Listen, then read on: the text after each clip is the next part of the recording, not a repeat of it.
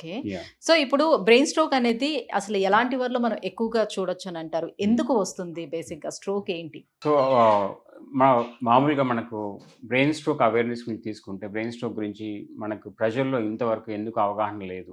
హ్మ్. చాలా మంది హ్మ్. వరకి. ఈ మధ్య చాలా మందికి డెఫినిట్‌గా యాస్ కంపేర్ టు 10 ఇయర్స్ ముందు తీసుకుంటే అవేర్‌నెస్ లెవెల్ చాలా పెరిగింది. హ్మ్. బట్ ఎందుకంటే సపోజ్ మనకు కీళ్ళ నొప్పి ఉందనుకోండి, ఆర్థోపెడిషన్ డాక్టర్ దగ్గరికెళ్ళి ఎళ్ళాలి అనుకుంటాం. యెస్. లేదంటే ఛాతీ నొప్పి వస్తే డెఫినిట్‌గా కార్డియాలజిస్ట్ దగ్గరికెళ్తాం.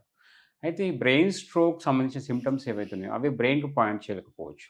హ్మ్. ఇప్పుడు మనకు తలనొప్పి వస్తే బ్రెయిన్‌కి సంబంధించిందేమో అనుకుంటాం.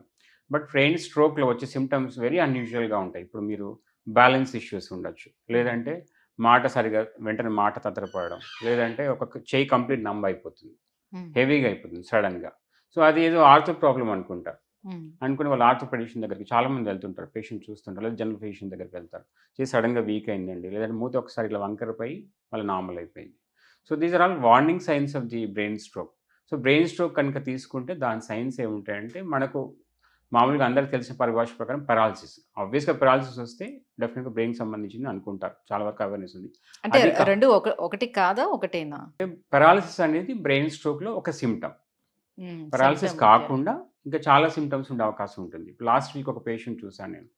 వాళ్ళకేంటంటే పేషెంట్‌కి జస్ట్ ఒక విజన్‌లో బ్లర్రింగ్. విజన్ ఒక పార్ట్ ఆఫ్ విజన్ అంటే తను రైట్ సైడ్ చూడలేకపోతున్నాడు.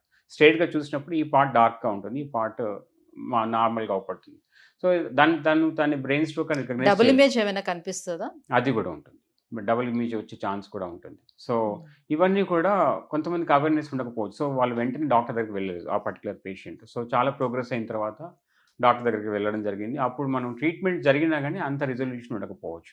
అలాగే విజన్ గాకుండా బ్యాలెన్స్ ఇష్యూస్ నేను ఇంతకుముందు చెప్పినట్టు. లేదంటే కంప్లీట్ ఆర్మ్ పారాలిసిస్ కాకుండా ఆర్మ్ హెవీగా ఉండడం. సడెన్ ఆర్మ్‌గా అంటే ఆర్మ్ గిడ్డీనెస్, కళ్ళు తిరగటం గిడ్డినెస్ అలాంటివి? కలుగడం, బ్యాలెన్స్ ఇష్యూస్ సంబంధించి.